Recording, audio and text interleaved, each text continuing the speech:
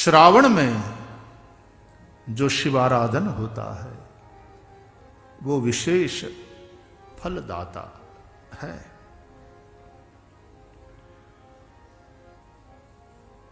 तदनुसार हम लोग नित्य प्रातः समय में शिव पूजन अभिषेक इत्यादि करते हैं। गत श्रावण में तो मैं पूरा महीना, अब सब लोग तो नहीं थे, हम सब मिल करके और मैं स्वयं बैठ पाया, पूरा मास अभिषेक इत्यादि हुआ।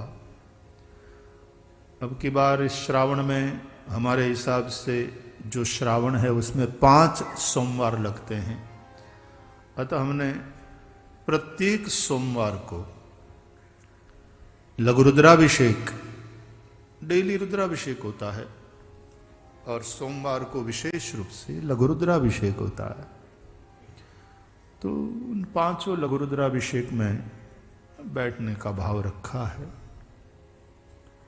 2 सोमवार इस तरह से लघु रुद्राभिषेक का लाभ लिया। 3 सोमवार यहां पर 2 और 1 मैंने सापुतारा में, वहां पर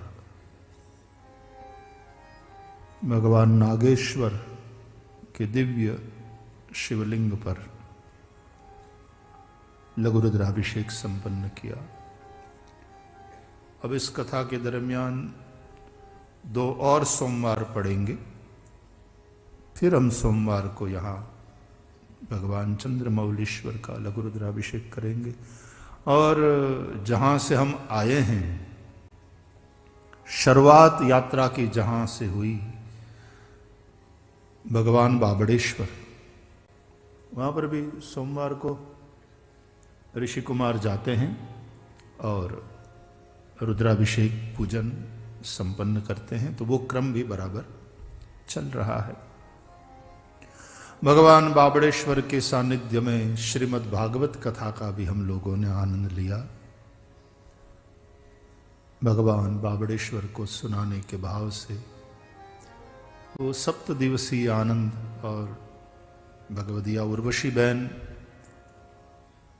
उस कथा की मनोरथी थी, जो यहां पर भी इस कथा में मनोरथी के रूप में जुड़ी हुई है।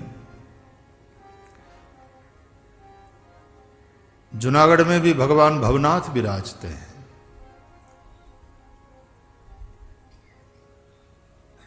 गिरी तलेटी ने कुंड दामोदर, त्या महताजी नावा जाए। गिरनार की तलहटी में जहां दामोदर कुंड है, देखो जहां भी हर है वहां बाजू में हरि विराजते ही हैं। सोमनाथ है तो बगल में ही द्वारकानाथ है, केदारनाथ है बगल में बद्रीनाथ, विश्वनाथ है तो जगन्नाथ भी है, रंगनाथ है तो रामेश्वर के पास में विराजे, गोवर्धननाथ तो वहां पर भी एक लिंगी जी महादेव श्रीनाथ द्वारा के समीप में ही है। तो हरिहर सेवक स्वामी सखासी पी के, बिना एक दूसरे के रह नहीं सकते, सदा साथ साथ रहते हैं। यहां पर भी हरि और हर भगवान चंद्रमौलीश्वर विराज रहे हैं। तो बाबड़ेश्वर में भी बराबर प्रत्येक सोमवार ऋषि कुमारों के द्वारा रुद्राभिषेक पूजन हो रहा है। और फिर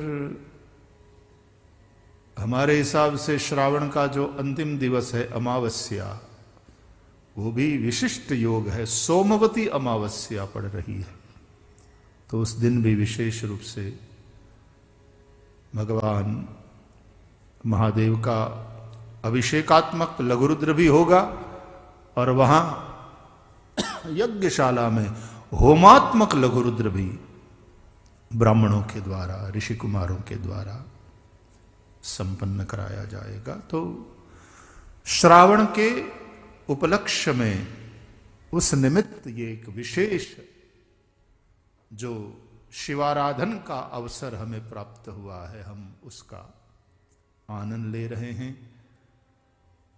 इस संपूर्ण उपक्रम के वरिष्ठ मनोरथी के रूप में सूचक परिवार, कथा के मनोरथी जो हमारे सभी हैं, वे सब दैनिक यजमान, झांकी यजमान और बाकी सब लोग यहां व्यासपीठ के समक्ष बैठकर श्रवण कर रहे और विज्ञान के माध्यम से जो जहां हैं वहां बैठकर इस सत्संग का लाभ प्राप्त कर रहे सभी हरिहर के प्रेमी भक्तों को सादर प्रणाम।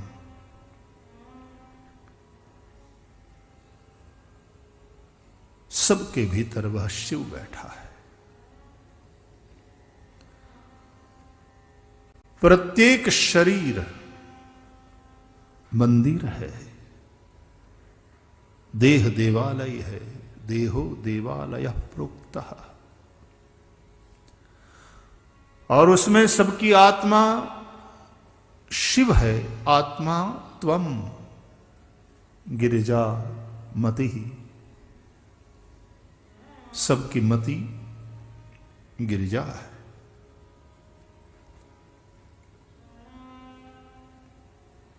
मति शिव में लगी हुई हो, मति ने निश्चय कर लिया हो, क्योंकि वो निश्चय करने वाला तत्व है। उसने निश्चय कर लिया हो क्या? बोले बरव शंभु नत रहूं कुमारी, जन्म कोटि लगी रगर हमारी, बरव शंभु नत रहूं कुमारी।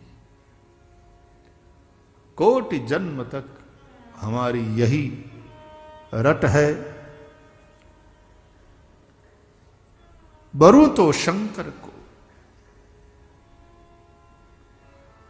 तो शिव रति युक्त जो मति है,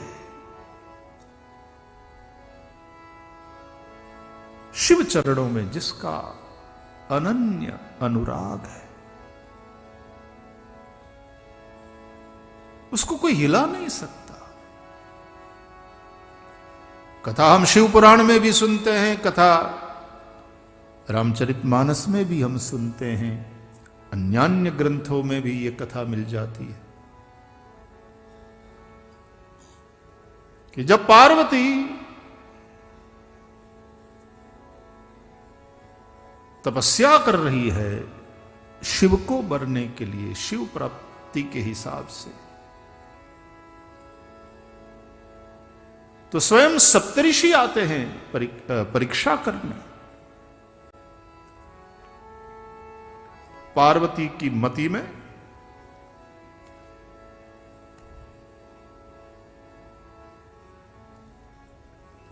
उसको चलित करने के हिसाब से शिव की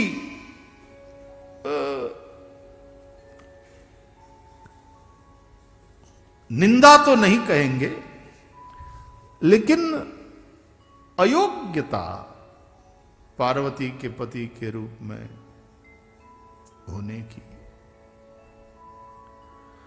और विष्णु आदि कितने सुयोग्य वर हैं तुम्हारे लिए, यह समझाने की चेष्टा करते हैं सप्तर्षि इत्यादि। और शिव पुराण में तो याद रहे, सप्तर्षियों को शिवजी ने ही भेजा है। पार्वती पहि जाहि तुम प्रेम परीक्षा लेहु, और शंकर जी के कहने से सप्तऋषि गए हैं और पार्वती के शिव प्रेम की परीक्षा करते हैं।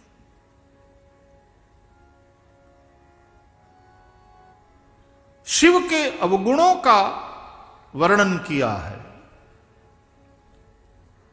और विष्णु के गुणों का गायन किया है। याद रहे एक ही तत्व के दो रूप, लेकिन भक्त की जिस रूप में रति है, निष्ठा है, वो अनन्य होनी चाहिए। हम कई बार कथाओं में चर्चा किए हैं कि ज्ञान में समानता को महत्व दिया जाता है, लेकिन भक्ति में समानता नहीं, अनन्यता, अनन्यता का महत्व है। भगवान भी कहते हैं अनन्यांश चिंतयन्तो माम ये जना पर्युपासते तेषाम नित्याभियुक्तानाम योगक्षेमम वहाम्यहम्। अनन्यता, सबका आदर, सबका स्वीकार, सबकी सेवा, लेकिन अपने इष्ट के प्रति, अपने प्रियतम के प्रति अनन्यता।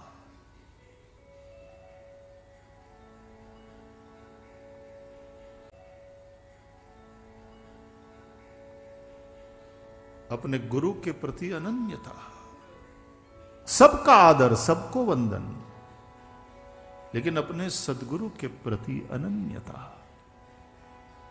भक्ति उसी को कहते हैं जिसमें अनन्यता हो।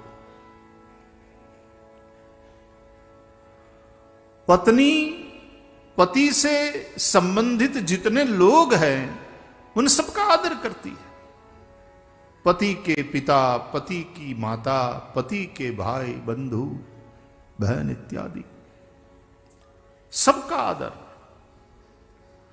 और सबकी सेवा भी करती है। और वो इस हिसाब से करती है कि मेरे पति प्रसन्न हो, क्योंकि उसकी सेवा से यदि उसके सास ससुर प्रसन्न हैं तो निश्चित रूप से उसका पति भी प्रसन्न होने ही वाला है। लेकिन ये सब अंत में पति की प्रसन्नता के लिए है। इसलिए साधक जो भी सत्कर्म करता है, पुण्य कर्म करता है, अंत में उसका फल तो यही चाहता है कि मेरे इष्ट के, मेरे आराध्य के चरणों में मेरा अनुराग बढ़े।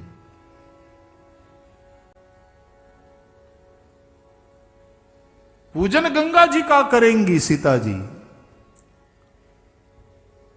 लेकिन मांगेंगी राम चरणों में अनुराग। हाथ फैलाएंगे तीर्थराज प्रयाग के समक्ष श्री भरत जी, लेकिन उनसे भी याचना करेंगे राम चरणों में अनुराग की।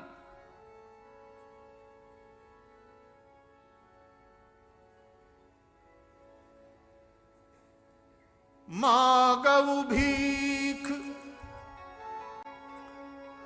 त्याग निज धर्म। है तो ये चतुर्विध पुरुषार्थ के दाता तीर्थराज प्रयाग,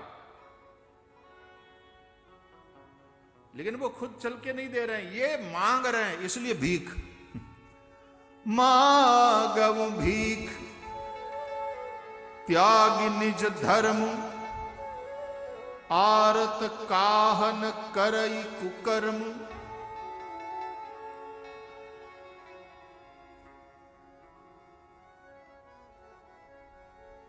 दुखी क्या कुकर्म नहीं करता, बुभुक्षितः किम न करोति पापम, क्षिणा नरा निष्करुणा भवन्ति।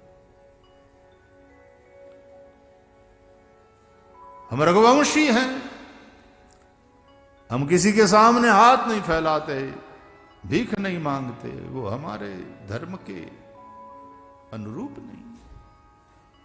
लेकिन आज मैं अपने धर्म को छोड़कर, अपनी परंपरा को छोड़कर हाथ फैलाकर हे तीर्थराज तुमसे भीख मांगता हूं। रामचरितमानस में कथा है कि श्री भरत जी की यह बात सुनकर के तीर्थराज प्रयाग प्रमुदित हो गए कि साधारणतया यहां जो लोग आते हैं उन्हें मैं जो देता हूं वो पाकर के कृतकृत्य होते हैं, लेकिन आज मेरे पास एक ऐसा साधक आया है, एक ऐसा मांगने वाला आया है कि वो जो मांगेगा उसको देकर मैं कृतकृत्य हो जाऊंगा। और श्री भरत जी ने क्या मांगा? अर्थ न धर्म न काम रुचि, गति न चाहूं निर्वाण, अर्थ न धर्म न काम रुचि, गति न चाहूं निर्वाण। न अर्थ चाहिए, क्रम देखो, सामान्य रूप से हम धर्म अर्थ काम मोक्ष इस क्रम में इन चारों शब्दों को बोलते हैं, कहते हैं, धर्म अर्थ काम मोक्ष। लेकिन भरत जी की बात को सुनो और क्रम देखो। अर्थ न धर्म न काम रुचि, गति न चाहूं निर्वाण। मुझे अर्थ नहीं चाहिए। जिन जिन चीजों को जिस क्रम में छोड़ा है उस क्रम में यहां मुझे ये नहीं चाहिए, ये भरत जी कह रहे। अर्थ नहीं चाहिए, नहीं तो राज्य सत्ता स्वयं चलकर मेरे पास आई थी, मैंने स्वीकार नहीं किया।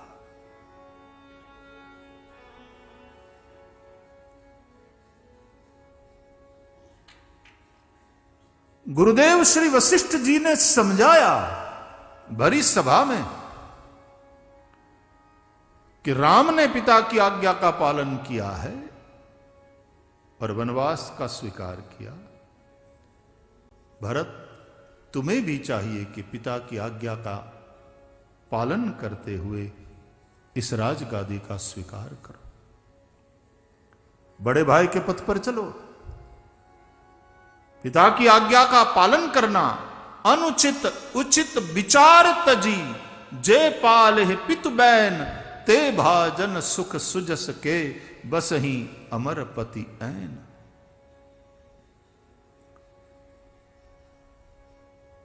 अनुचित उचित का विचार किए बगैर धर्म समझकर जो पिता की आज्ञा का पालन करता है वो इस संसार में सुख और सुयश का भाजन बनता है, उसको सुख भी मिलता है और उसकी कीर्ति भी सर्वत्र फैलती है, और मृत्यु के उपरांत वह परलोक को भी धन्य कर लेता है। यह धर्म है तुम्हारा। मुझे धर्म चाहिए होता तो फिर मुझे तो नहीं चाहिए था, लेकिन अब गुरु जी ने कहा तो क्या किया जाए। गुरु जी ने समझाया, और पिता की आज्ञा का पालन ये तो धर्म है, गुरुदेव की आज्ञा का पालन धर्म है।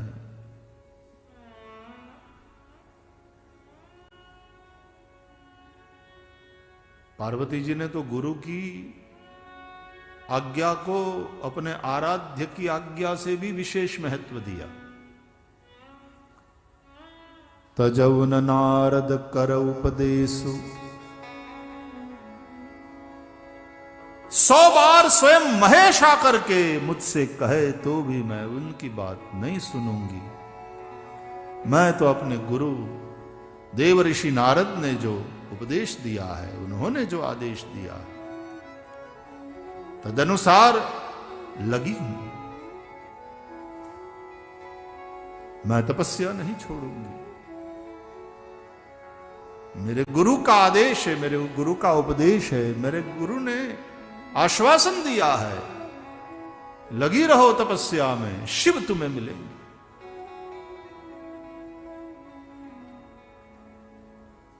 तो गुरु की आज्ञा का पालन धर्म है। तो उस हिसाब से मैं फिर राजगादी का स्वीकार कर लेता। सबने समझाया था। माता कौशल्या ने भी कहा था कि पूत गुरुदेव की आज्ञा पथ्य के समान है, स्वीकार करो। नहीं स्वीकार किया। क्यों? न मुझे अर्थ चाहिए, न मुझे धर्म चाहिए। वो धर्म जो मुझे राम के समीप जाने से रोके,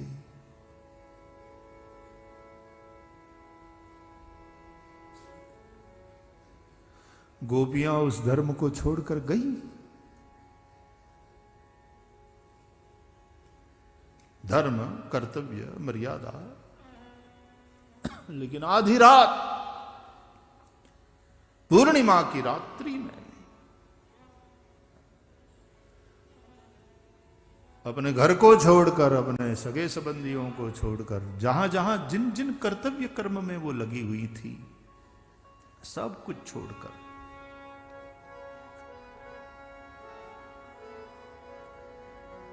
अच्छा चलो पति तो अपना काम खुद कर लेगा, लेकिन बच्चों को छोड़कर, सामान्य दौड़ने वाले खेलने वाले बच्चे नहीं, दूध मुहे बच्चे,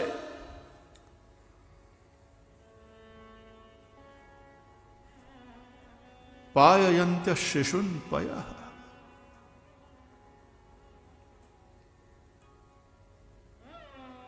सब कुछ छोड़ करके गई।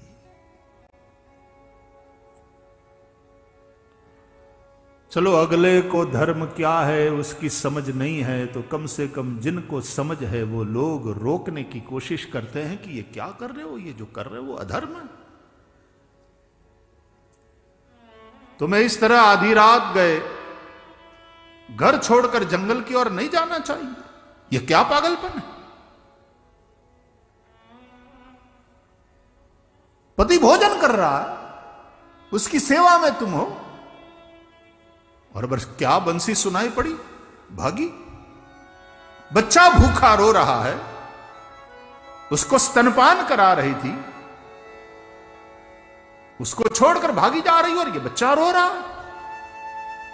ये बूढ़े सास ससुर, जिनकी सेवा तुम्हारा धर्म है, उसे छोड़कर जा रही हो।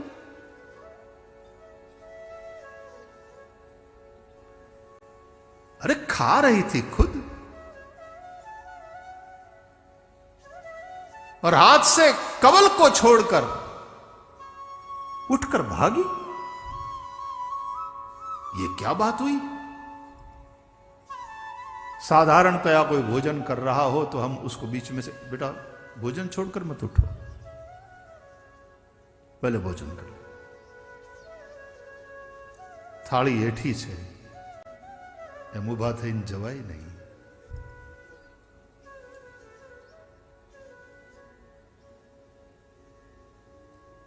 सारी जो मर्यादाएं हैं, नियम है, उन सब का उल्लंघन।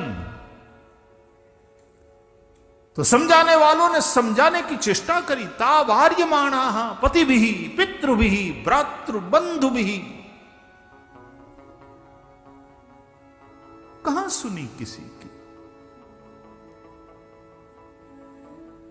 छोड़ो, उन सब की नहीं सुनी, लेकिन जिनके प्रेम के चलते उन सब की नहीं सुनी और अपना धर्म छोड़ करके गई, उन प्रियतम श्री कृष्ण ने भी तो समझाया।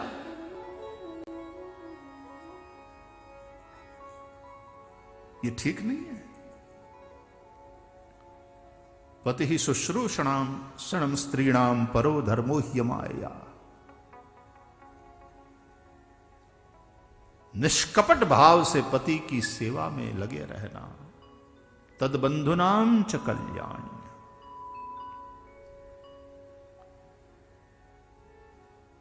पति दुष्शील हो, दुर्भागी हो, रोगी हो, निर्धन हो, पति स्त्रीभिर्न हातव्यो लोकेप सुभिरपात की।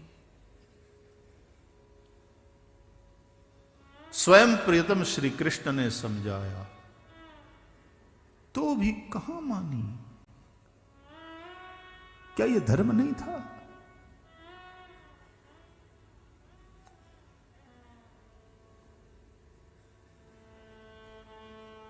होता है धर्म और एक होता है उससे उत्पन्न होने वाला फल। और वो क्या है? सवै पुंसाम परो धर्मो यतो भक्ति ही अधोक्षजे यतः भक्ति ही अधोक्षजे। और उस भक्ति, उस प्रेम के चलते अर्थ न धर्म न काम रुचि,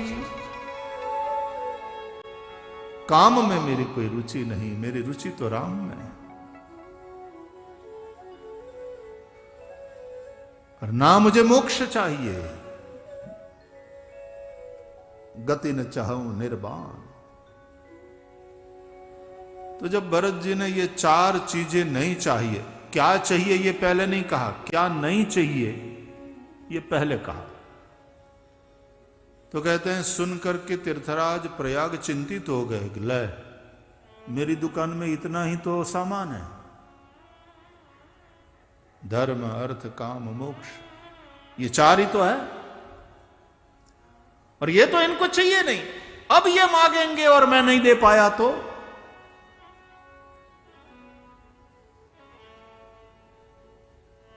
पहली बार एक ऐसा आया है मांगने वाला जिसको देकर मैं धन्य होने जा रहा था, लेकिन अब मेरे पास जो सामान है वो तो इनको चाहिए नहीं।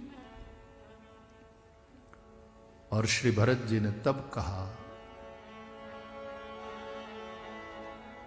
क्या चाहिए? जन्म जन्म रति राम पद यह वरदान आन। जन्म जन्म श्री राम के चरणों में रति प्रेम।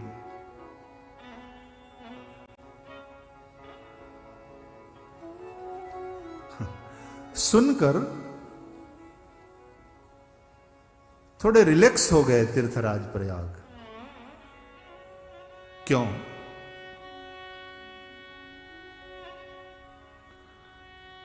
ऐसी बात की कोई आदमी ढूंढ रहा हो कि भाई मारा चश्मा यार क्या काढ़िया थे मुखा यार, चश्मा मारा चश्मा पता नहीं, अभी आधे घंटे पहले तक तो था। छोकरा मारा चश्मा એટલે તરત છો બાપુજી તમારા માથા ઉપર છે, तुम्हारे सिर पे थोड़ा ओ यही है, फिर यूं बाबा आपके सिर पर यूं आपने ऊपर चढ़ा लिया, चश्मा तो यही आपके पास।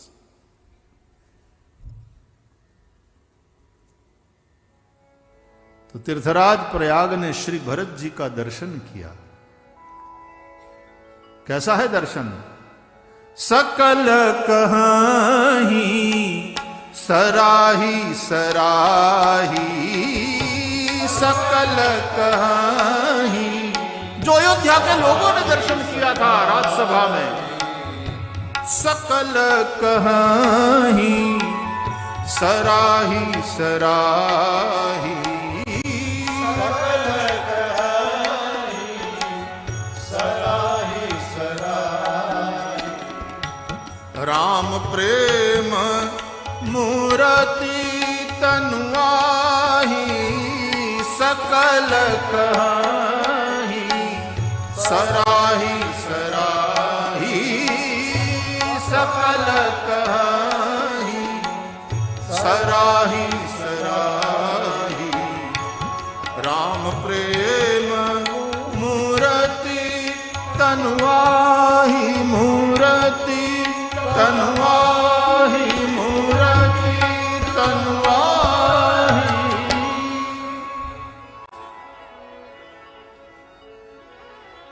ये तो है ही राम प्रेम का मूर्तिमंत स्वरूप। तो जो वो है वही वो मांग रहे हैं, प्रेम प्रेम मांग रहा है। सच में प्रेम की मांग प्रेम से ही प्रकट होती है। सच में भीतर प्रेम हो तो ही आदमी, बस प्रेम चाहिए आपका और कुछ नहीं चाहिए ऐसा कहेगा। प्रेम के अतिरिक्त और कोई कामना होती है तो आदमी कुछ और मांगता है। फिर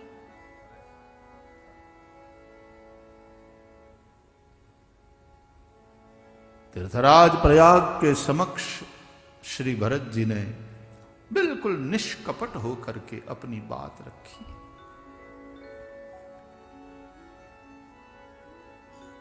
कहा तीर्थराज ने, तात भरत तुम सब विधि साधु, राम चरण अनुराग अगाधु, हे तात भरत आप सब प्रकार से साधु हैं। आपके जैसा सज्जन, आपके जैसा सच्चरित्र सुशील